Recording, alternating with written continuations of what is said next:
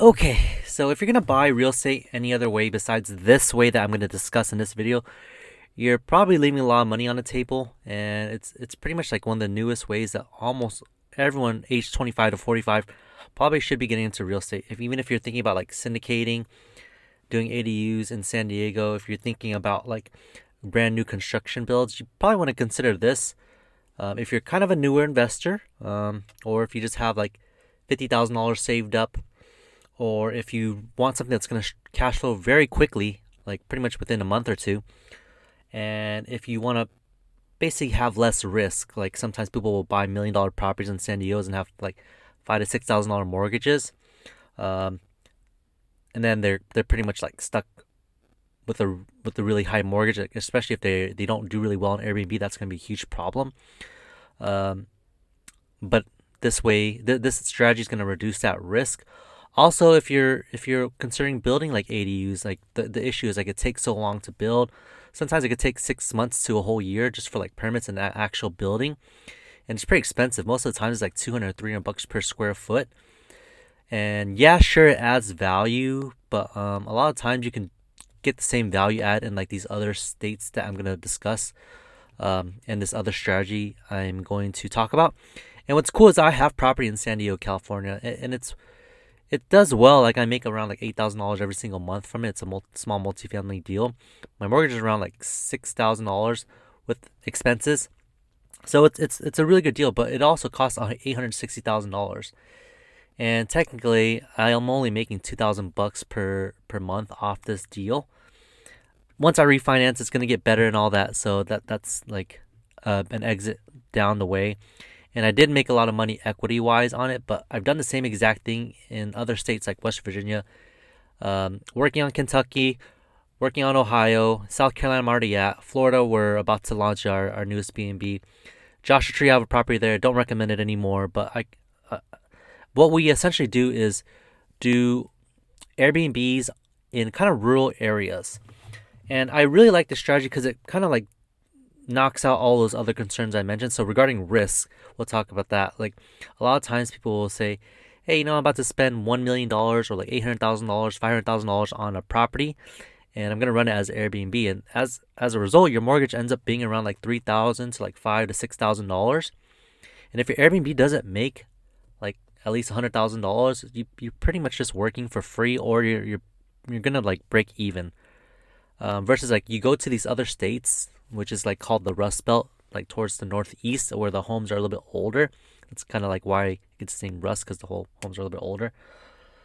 But those properties bring in pretty much the same or more. So like my three properties I own personally, plus like 10 plus of our clients, and my friends and family. I'm not gonna count all of them, but they're pretty much bringing at least on the lowest, which is my property. My property does the worst, $60,000 on a home that costs less than $200,000. But the other homes, which are around 200 less to less, make around 70 to 120. It depends on how close they are to like the national park and how well we design it, and obviously a little bit of luck. But by buying these homes and then furnishing it for like $30,000, um, you can get a really good return because your mortgage on these $200,000 homes is only $1,000. So you don't have to be the best rent, like Airbnb out there. You don't actually have to have so many like guests book to actually be profitable or even just to break even. Because a lot of times when I'm taking on new clients and friends, they just tell me they have the lowest expectations out of this investment. They just want to break even, which to me is kind of sad because there's a little bit low faith in the process, but it does really well, like much better than you expect.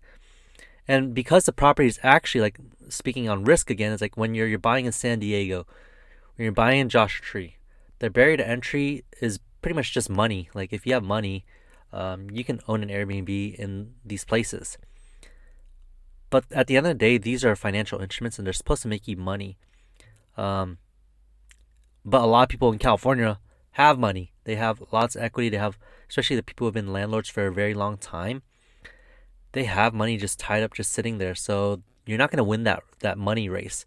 So if you're trying to compete on the nicest Airbnbs, and you don't have the most money, you're gonna have a hard like hard time competing with all the people with like millions of dollars in the bank account or like access to millions of dollars worth of home equity lines of credits. It's just not going to be very fun. But when you move to these other states and you get out of these expensive areas like California, and you start to accept the distance, you're actually protecting your investment, because people in the East Coast, unless you're in like New York or like Massachusetts, Pennsylvania, Connecticut, somewhere around that area where a lot of equities already been made, um, they don't know about like West Virginia, and it sounds scary to them. It sounds scary to invest anywhere like more than 2 hours away from your backyard, to be honest. Which is why like Joshua Tree and Big Bear aren't the greatest markets anymore for new investors, and you have to be pretty much like the best, and you got to be pumping in a lot of money and like really outshining a lot of Airbnbs. And if you want to like see what you're up against, just go on Airbnb.com and type in the Airbnbs in Big Bear and Joshua Tree. Figure out like see what you're kind of competing against. Like if you see like the really nice ones are booked out, those are like millions of dollars most of the times, and it's just really hard. Versus when you go to West Virginia, imagine telling your friends or family, like, "Hey, I'm going to invest in West Virginia." Who's going to believe you? Even if they have millions of dollars, they think there's nothing there, but they don't realize you can use tools like Rabu.com and AirBNB to see that people like me are making $30,000 a month, plus like all the other stuff that we have going with our clients and my company for design and property management and setups. Like that's not even including that stuff. This is just like rental income. So it's kind of like dumb money being made out there, and no one really knows about it right now, and everyone's pretty scared. If you just look up, like I think even Tony Robinson mentioned something at like BPCon regarding Oak Hill, West Virginia. That's where two of my properties are, and a lot of my partners and friends are going to. Because again, the properties are around $200,000, and they bring in around $60,000 to $70,000, I say on average. Like, again, like we were there already for 3 years now, 2 or 3 years now, and they're doing great. I'm gonna keep on buying there, and I'm buying around the area near the Summersville Lake, near the national park, and even probably going a little bit down south towards Beckley, because again, not for like for like equity or anything like that. Technically, it's actually been appreciating better than San Diego. So if you tracked since 2017, the homes have pretty much like been appreciating at like a 10 to 12% average annual basis. So it's skyrocketing. People are starting to catch on, but it's not too late, because the homes again are still $100,000 to $200,000. If you go to Rabu.com and look at any of the other homes for making like $60,000 to $70,000, they're around $350,000 to all the way up to like $800,000. And at the end of the day, I keep telling them these are meant to make you money. They're supposed to cash flow, and equity is a plus. Like luckily, if you're making $70,000, cut it in half, $30,000 after all expenses, property management, mortgage. Technically, you're getting principal pay down because we're getting 30-year fixed rate mortgages on these. Plus, we get tax write-offs. It ends up being a really, really good deal, and you're not going to get this pretty much anywhere. Even if you're like syndicating, if you're syndicators, I'd say most, from what I've done my research on, most syndicators will make around like $500,000, $400,000 per project over like 5 years. If that's true, syndicators, you guys know this better than I do. Leave it down below and tell me, is that true?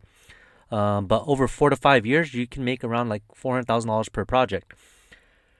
In these places, and obviously with syndicators, you're assuming if you do value add builds in West Virginia on these homes, you'll get tax write-offs first of all, and you can actually offset your W-2 income if you're a W-2 worker, if you do a lot of the work yourself, because short-term rental tax loophole. I'm not going to talk too much about that. But you also get that huge cash flow. So if you're making $70,000 on average, which is pretty much my low, $60,000 to $70,000, most of our properties are on track to do 100 plus. You can do 50,000 times 4 years at the worst. I guess we'll do 4 years, 50,000. So that's $200,000 just in cash flow, which is really cool. Plus, again, all the other benefits I just discussed. And if they do keep on appreciating and catching up, like most of the homes near national parks do, like if you look at Wyoming, if you look at like Joshua Tree, if you look at Big Bear, or if you look at like Yellowstone, all those houses near national parks, they go up in value. Like look at Gatlinburg, which is like pretty much a next door neighbor down towards Tennessee. You can't find homes for $200,000 to $100,000 anymore, unless you're just like complete dumps and need a lot of work, which is fine. Like I love buying fixture uppers, but you can still buy like a $200,000 home turnkey here and make those numbers in West Virginia. So if you're focusing on like syndications, ADU builds, it's a tough sell for me because again, like it takes so long to start making money and start cash flowing, and you gotta raise so much money. You gotta be in the investor side. Versus me, I'm a simple like mom and pop builder. Like, I'm a handyman overall, and I build my own properties this way. So I didn't have like $200,000, $300,000. I didn't have the skills to raise like multi-millions of dollars. So instead, I just had my two hands and I wanted to go build stuff.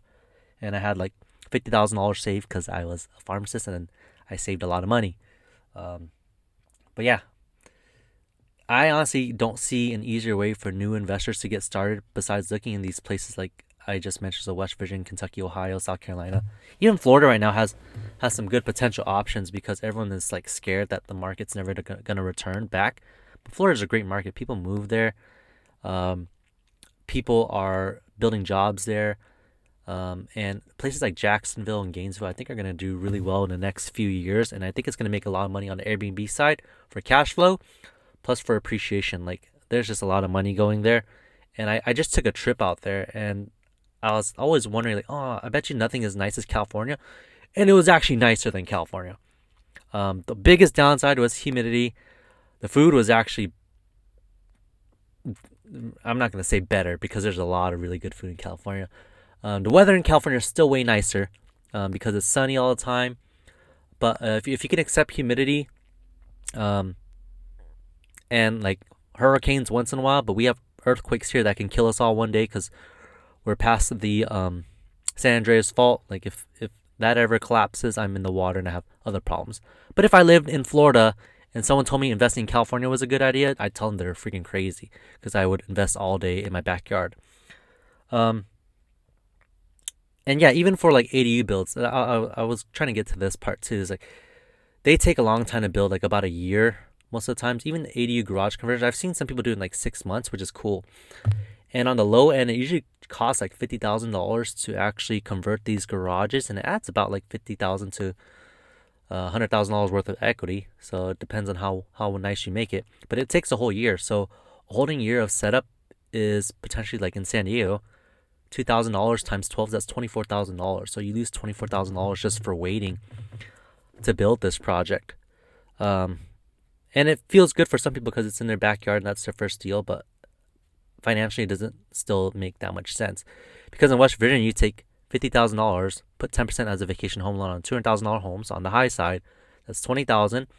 And if you're good and you don't need help with the design or setup, and you can bring in your family, maybe you could put it all together. If it's like a 2,000 square foot home, you spend like $30,000 on furniture and amenities. Hopefully you can do some shopping around. I don't know how crafty you are. We consistently pull off $30,000 to $35,000 with hot tub and sauna sometimes on our properties. And we utilize like November, December because of Black Friday, Cyber Monday deal. So if you're shopping for furniture, if you're thinking about getting into real estate investing, you want to do it soon. And if you don't want to do that, I mean, technically that's only $50,000 invested. You can go to arbitrage and do the same thing and just get really good cash flow. But what people are forgetting is like this deal right here is likely going to appreciate because the national park thesis I made was like all the national parks tend to go up in value. Most of them do. They cash flow super well. Again, like $30,000 to $40,000 net every single year. The mortgage is so freaking low, like $1,000 to $2,000. Like you can work one job or you can pick up a shift at like 3 shifts at work and probably cover that. Now everyone's scared to get into these markets, so it's protecting your investment. It's not going to be like a Joshua Tree or Big Bear where everything just gets saturated. And it's cool because you get to own an Airbnb, and who doesn't want to have a little cute home where you can vacation to? Bye!